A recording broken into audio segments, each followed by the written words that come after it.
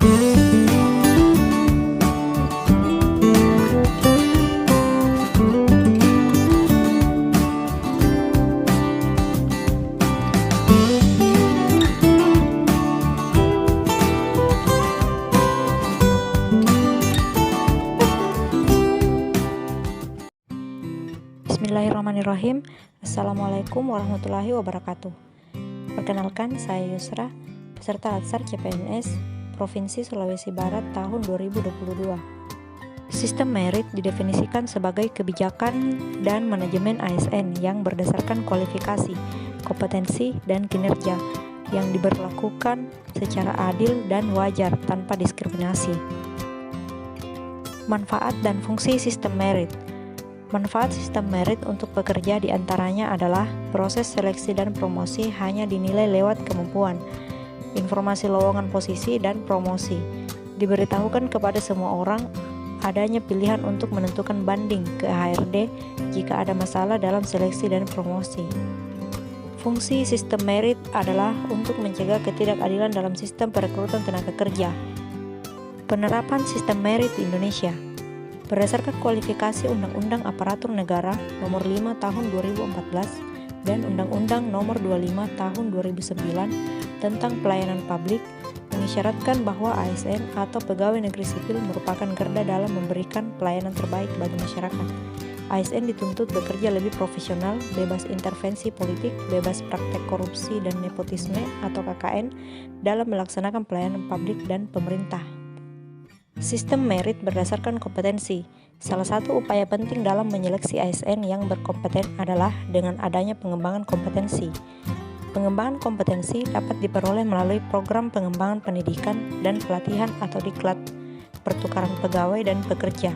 Selain itu, kompetensi bisa didapatkan melalui berbagai cara, seperti pengalaman hidup, aktivitas di tempat kerja, dan program pengembangan. Penilaian kinerja ASN dilakukan berdasarkan perencanaan kinerja pada tingkat individu dan tingkat unit atau organisasi dengan memperhatikan target, capaian, hasil, dan manfaat yang dicapai serta perilaku PNS. Ada dua aspek penilaian kinerja PNS, yaitu hasil kerja yang dicapai sesuai dengan sasaran kinerja pegawai atau SKP dan penilaian terhadap perilaku kerja.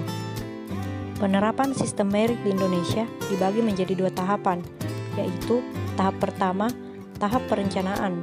Yang kedua, tahap monitoring, pengembangan dan penilaian. Pada tahap perencanaan dimulai dari perencanaan kebutuhan pegawai, kemudian pegawai ASN yang terpilih dan pegawai ditempatkan sesuai perencanaan. Tahap kedua, monitoring, pengembangan dan penilaian, terdiri dari pangkat dan jabatan, pengembangan karir, mutasi pegawai dan penilaian kerja. Penerapan sistem merit di pemerintah daerah. Pertama, perencanaan kebutuhan. Instansi membuat rencana kebutuhan ASN. Yang kedua, pengadaan. Instansi mengadakan pengadaan ASN yang terdiri dari CPNS dan P3K. Kemudian, pengembangan karir. Instansi mempunyai standarisasi jabatan, profil kompetensi, rencana pengembangan kompetensi, manajemen talenta, dan rencana sukses. Yang keempat, promosi dan mutasi. Instansi mempunyai pola karir. Yang kelima, manajemen kinerja. Instansi menerapkan metode penilaian yang objektif dan terukur melalui penilaian kinerja atau evaluasi secara berkala dan menggunakan penilaian kinerja sebagai pertimbangan utama dalam pengembangan karir ASN. Selanjutnya, penggajian, penghargaan, dan disiplin. Instansi melaksanakan pemberian tunjangan kinerja berdasarkan hasil penilaian kinerja. Adanya penghargaan terhadap pegawai berprestasi, pelaksanaan dan penegakan kode etik dan kode perilaku. Selanjutnya, perlindungan dan pelayanan. Instansi mempunyai program perlindungan hukum dan program lainnya dalam penyediaan fasilitas atau pelayanan yang memudahkan pegawai. Kemudian yang terakhir, sistem informasi. Instansi mempunyai beberapa sistem informasi yang sekarang dikembangkan secara online untuk memudahkan pelayanan perkantoran. Penerapan sistem merit di pemerintah Provinsi Sulawesi Barat.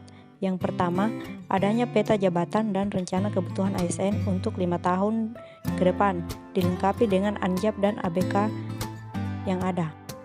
Yang kedua, pengadaan CPNS secara terbuka dan kompetitif, akuntabel dan tidak diskriminatif. Yang ketiga, dalam hal pengembangan karir, maka dilakukan diklat latsar bagi CPNS dan diklat PIM bagi PNS. Yang ketiga, pelaksanaan pengisian jabatan struktural dilakukan secara terbuka dan kompetitif. Menurut saya, hal ini belum terlaksana sepenuhnya di beberapa instansi karena masih ada dalam pengisian jabatan struktural memiliki unsur intervensi politik. Selanjutnya, dilakukan penilaian secara berkala untuk mengetahui bagaimana manajemen kerja dari ASN. Selanjutnya yaitu adanya tambahan penghasilan pegawai yang dikenal dengan istilah TPP. Selanjutnya adanya tanggungan BPJS Kesehatan dan BPJS Ketenagakerjaan bagi ASN sebagai aspek perlindungan dan pelayanan. Selanjutnya, dalam aspek sistem informasi yaitu terbentuknya Simpek online yang terintegrasi. Penilaian kerja atau evaluasi kerja dilakukan dengan pengisian e-kinerja dan penyusunan SKP. Sekian podcast dari saya.